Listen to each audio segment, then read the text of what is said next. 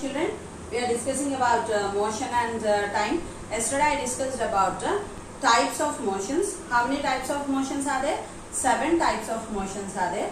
What are those? Uniform motion, non-uniform motion, translatory motion. Translatory motion was again divided into 2, rectilinear motion and curvilinear motion. The next 2 are rotatory motion and oscillatory motion. These 7 motions with definitions and example. This is an 8 marks answer. It's very important. Learn the definitions and examples of that one. So yesterday where we stopped means near rotatory motion we stopped. Today we are going with activity 9. Take a table tennis ball actually. Then and keep it on the surface of a table. Push the ball with your finger and observe its motion.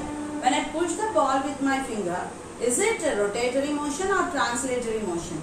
Means when we are talking like that, when I hit the ball or when I push a ball, it will have both rotatory and translatory. How, teacher? When we push the ball, it is moving straight and the ball will revolve. Like our earth, how it will revolve around the sun in the same way, rotate around the sun in the same way. What is happening on the table? The ball is moving in translatory motion and you can see that the ball itself is moving in rotatory motion. You can find that one. So when you push the ball on the surface of the table, it moves from one end to the other and all the particles of the ball also move in alone the direction of motion of the ball. Hence, ball is in translatory motion. In which motion the ball was? In translatory motion. Similarly, each particle of the ball moves in a circular path about a particular line. And when the ball rolls the surface, therefore, it is in rotatory motion. So, while the ball is moving, it is translatory and when seeing the ball means it is in rotatory motion. Thus, in the above example, the ball possesses both the translatory and rotatory motion, you can see. Can you give this answer is a 2 marks answer or 4 marks answer? What he will ask means a ball which is moving on the table, will it be rotatory? Can a ball have both rotatory and translatory or only rotatory? Means you will tell that a moving ball possesses both translatory and rotatory motion. Got the point here? Now activity 10. What is given here means a fan was given, okay, a bow and arrow was given. See in the textbook activity 10. Then the earth is rotating around the sun and you can see motion of the drill bit, motion of wheels of an object. Which object? A girl is cycling. You can see that one.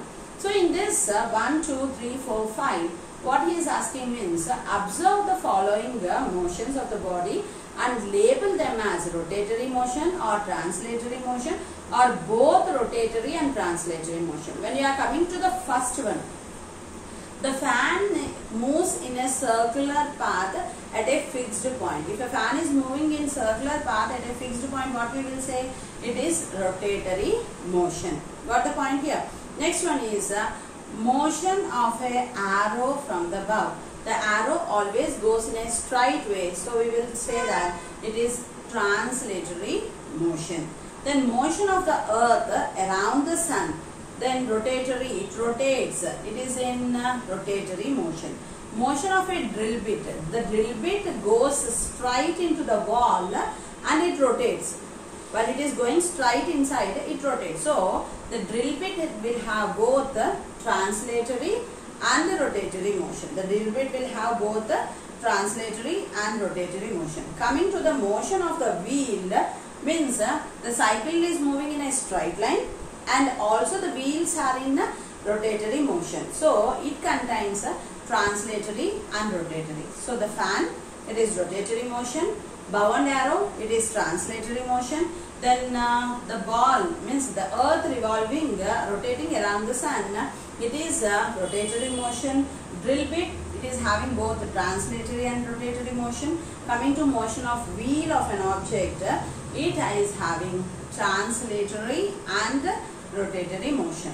Then Auxiliary motion. What is the definition of auxiliary motion?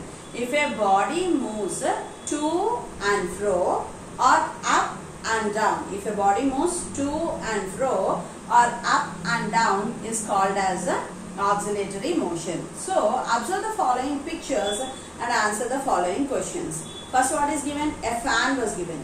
Is it switched on or off? The fan was switched off. Next, a pendulum clock was given, where a pendulum is moving to and fro. A cradle was given. It is also swinging to and fro. A needle of the machine wheel is rotating and needle is up and down. It is moving. You can see in the picture. So what similarities do you find in the motion of above given situations? Are the objects in motion following the same path again and again? Is the direction of the motion constant? So when you are seeing these 4 pictures, you can see that this is in rest position. The fan was in rest position. When you are coming to pendulum, the pendulum is moving to and fro at a fixed point. A pendulum is moving to and fro at a fixed point. If you are taking cradle, it is swinging to and fro, okay, at a fixed point.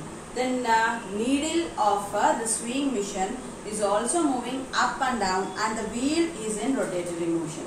The wheel is in rotatory motion, the needle is moving up and down, then the swing is moving to and fro, pendulum is also moving to and fro. You can see that if an object moves to and fro and up and down, we will say that it is an oscillatory motion. Here some examples are given. Identify oscillatory motion among the following and put mark in the bracket given. A spinning top. What is our first one given? A spinning top.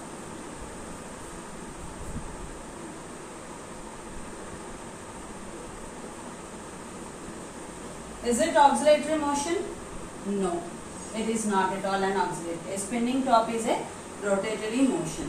Second one. Bullet fired from a gun.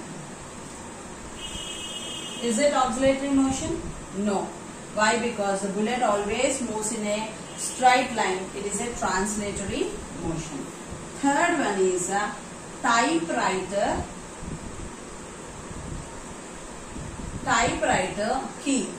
Yes, this is an oscillatory motion. Why? Because the keys moves up and down. Okay. Fourth one is motion of a potter's wheel. Motion of a potter's wheel. This is called as rotatory motion. It is not oscillatory.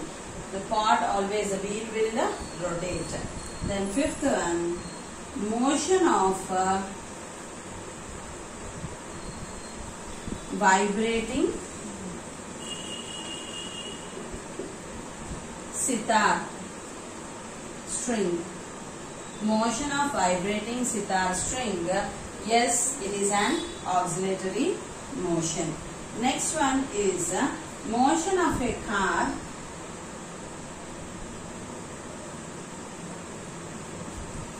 taking a turn while moving. It is a curvilinear motion, but it is not an oscillatory motion. Motion of a car taking a turn while moving. It is a curvilinear motion. Ringing of a bell. Ringing of a bell. Yes, it is an oscillatory motion. Why? Because the bell moves to and fro. Next one is a bouncing ball. A bouncing ball is also an oscillatory motion. Why? Because it moves up and down. So total we are having 8 examples here. In this 8 examples, only 1, 2, 3, 4 are oscillatory motions. The remaining 2 are rotatory motion. One is translatory motion. The other one is curvilinear motion. So in this he asked us to find which one is an oscillatory motion. So typewriter keys, they will move to and fro. Because of that, it is an oscillatory motion. Then motion of a vibrating sitar string is an oscillatory motion. Ringing of a bell is an oscillatory motion. Then a bouncing ball is an oscillatory motion. Got the points here? Then next we are going to talk about slow and fast motion. Means few things we will do very slowly. Few things we will do very fast. Few things very slow and few things very fast. So we observe many objects in motion in our daily life. In some cases objects move slowly and other cases they move fast. How do we know that whether the motion is slow or fast? How can we identify that one? Let us assume that you started to school on a bicycle and your friend started in a bus at the same time. See here, one of you are coming by cycle, the other one is coming by bus. Then at the same time both started. Who reaches the school first? Is it the bus or the cycle? Do you find any differences in the time taken by bicycle and the bus to reach the school? We can see that the bus reaches faster than the cycle. Why? Because you have to ride and go, that moves very fast. So the bus travels. Comparing the motion of a few objects, which one will move fast and which one will move slow. Now I am coming by walk and you are going by bike. Who will reach? We both started at the same time. Who will reach to school first? Means you will reach to school first. Why? Because you started by bike, I am by cycle. Got the point here? So pair of objects in motion, slow or fast. First one is aeroplane, train. Which one is fast? Which one is slow? Aeroplane and train. When we are taking aeroplane is fast in motion, train is slow in motion. Got the point? Bus and rickshaw. When you are taking bus moves fast, rickshaw will go slow. Next, bicycle and scooter. When you are taking bicycle and scooter, bicycle will go slow and scooter will go fast. Elephant and cheetah. Elephant will be slow, cheetah will be fast. Dog and buffalo. Dog will be fast, buffalo will be slow. Then man and horse. Man will be slow, horse will be fast. So here few of the examples are given and he asks us to find which one will move fast and which one will go slow. So with this, what are the different types of motions we are having and which are having which type of motion, which is slow reaction, which is fast reaction, what is motion and what is rest. These all things we discussed. Now what we are going to talk means about the time. Okay, what is let us look at details of a running race. Priya, Karthik, Divya and Kiran. Try to catch the four names. Priya, Karthik, Divya and Kiran participated in 100 meters running race. Okay, they took 20 seconds, 22 seconds, 25 seconds and 28 seconds respectively to reach the finishing line. In running race, which one we will take? Who took more time we will take or who took less time we will take as winner? Who took less time to reach the destiny, they are winners we will say. So Priya took 20 seconds, Karthik took 22 seconds, Divya took 25 seconds and Kiran took 28 seconds. So who has got the first means Priya won the first. Why? Because she completed her running race in 20 seconds. Then who is last means Kiran is last. He completed in 28 seconds. Kiran completed in 28 seconds. Then who do you think ran the fastest and who running is slowest? Priya's is fastest and Kiran's is the slowest. Obviously, we can see that all of them ran the same distance of 100 meters, but the time taken or covered, the distance was different. Priya took the shortest time, 20 seconds, which shows that she was the winner. Got the time here? Got what is the time means where we use less. Thus, we understand that the distance travelled by an object in a given interval of time can help us to decide which one is faster and which one is slower. Then, here some few examples are given in your day. Hey, could you please tell me what the time is? Always when we are not having watch, to the beside person, immediately we will ask this question only.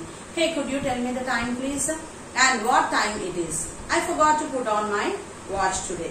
Next one is, oh, it's 12:30. Let us finish the work quickly. Why? Because it is going to be our lunch time. The next one, that line is moving very fast. Why is this person so slow?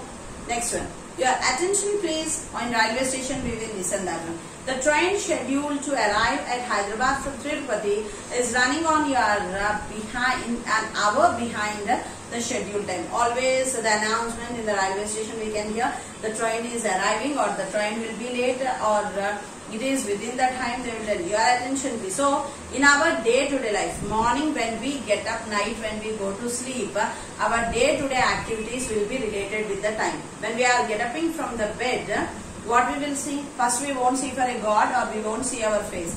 We will see where the wall clock was in. We will see the time. Oh, it is 5 o'clock. Let us sleep. Only 5 no. We can get up at 6. Okay. Again at 6 o'clock we will get, oh, only 6. Let us get up at 6:30. So, that one. Again, when we are getting ready to school, we will see, it is 8:15. By 8:30 I must go to school. So, let me finish my bath. Let me finish my breakfast. Like that.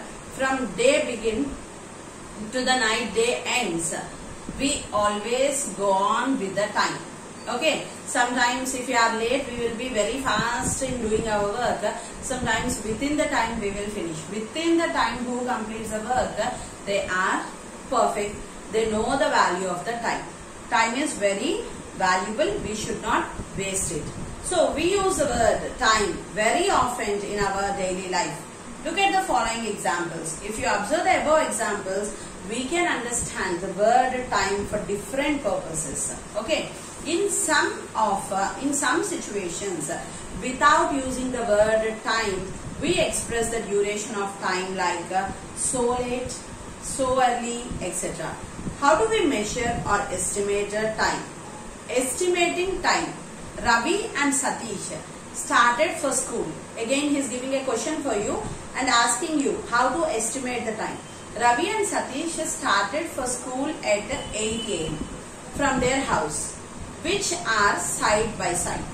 Ravi started on bicycle and Satish by walk. Who will reach the school first? How much earlier will he be compared to the other? How do you measure early or late? What he is telling here, they started by 8. They will be side by side. One by cycle, the other by walk. Then who will reach? We know that the Ravi reaches the school first. Why? Because he was by bicycle. But Satish reaches slow because he is going by walk. So you can easily estimate that Ravi reaches the school earlier than Satish. But to answer the question of how Ravi reached means we need to measure the time.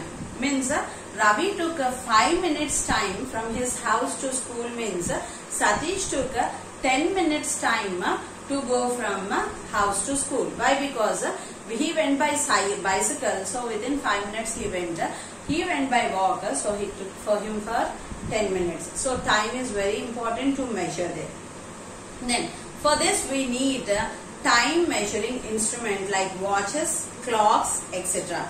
Try to give some more examples of how measure time in addition to watches. Nowadays we use different instruments. Now we are not having what is a watch. In our hand what will be there? Phone will be there. If anyone asks time, immediately we open our phone and we will tell this is a time.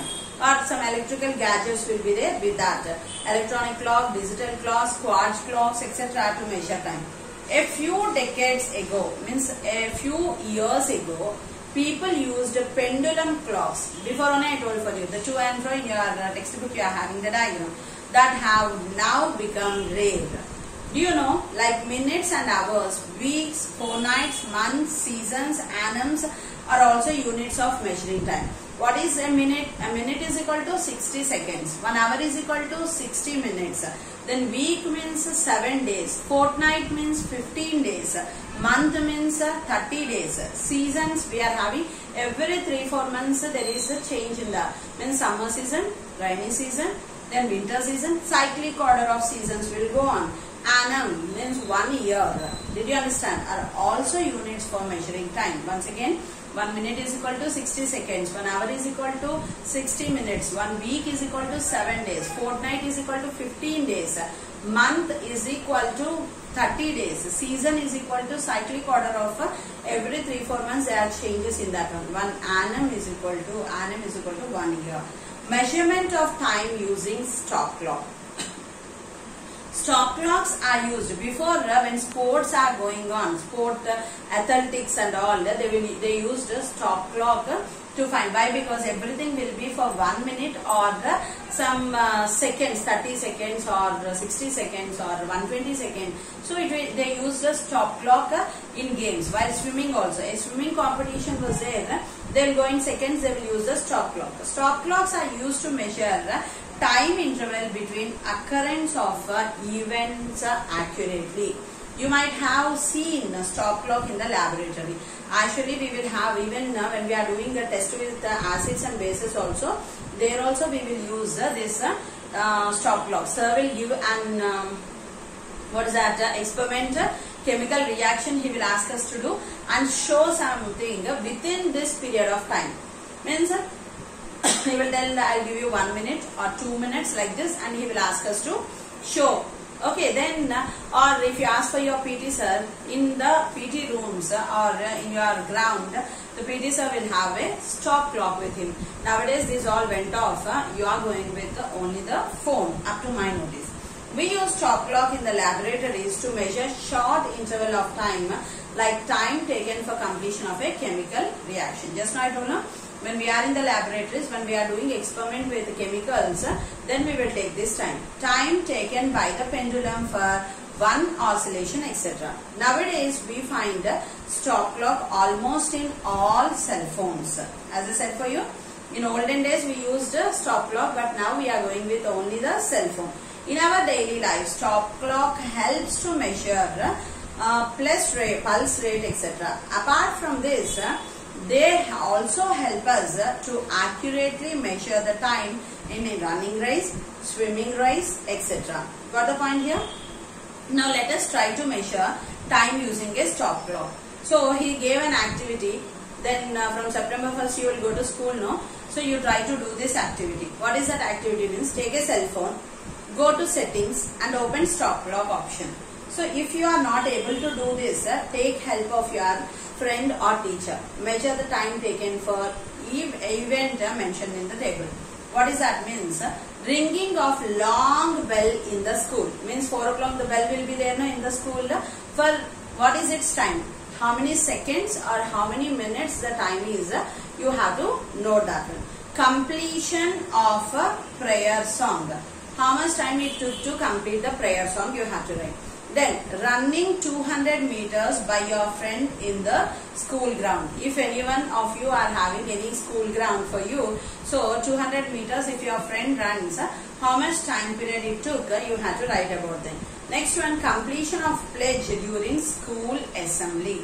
So how much time it took to complete the prayer in your school that time. So these all are related with your clock or with your phone. How many seconds and how many minutes it took to complete this work. Which event has taken more time to complete and how much time does it take to sing the national anthem. How much time, how many seconds it takes to sing the national anthem you have to write. Units of time. Depending on the contest, we express time in seconds, minutes, hours to specify the occurrence of time taken by event. Now, the basic unit of time in seconds is meter per second or kilometer per hour we will say. The basic unit of time is seconds. So, what is given here? We shall see. It will be in seconds or hour. The basic unit of time is seconds. Larger units of time are minutes and hours. So, see here.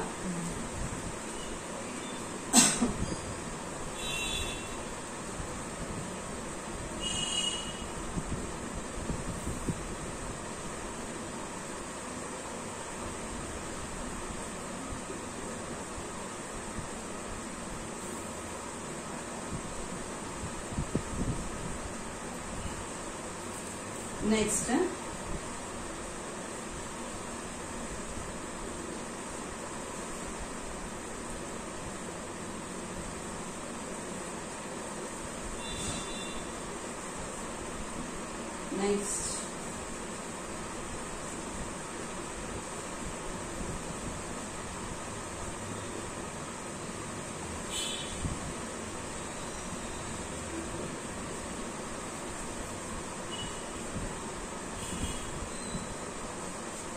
so this is very important. See here, 60 seconds is equal to 1 minute. Okay, 60 minutes is equal to 1 hour. 24 hours is equal to 1 day. 365 days is equal to 1 year. 10 years is equal to 1 decade. 10 decades is equal to 1 century. 1 century means 100 years. Then 10 centuries is equal to 1 millennium. Once again see here, 60 seconds 1 minute, 60 minutes 1 hour, 24 hours 1 day, 365 days 1 year, 10 years 1 decade, 10 decades 1 century, 10 centuries 1 millennium. These are the points what you have to know, and the remaining lesson I'll continue tomorrow. Thank you.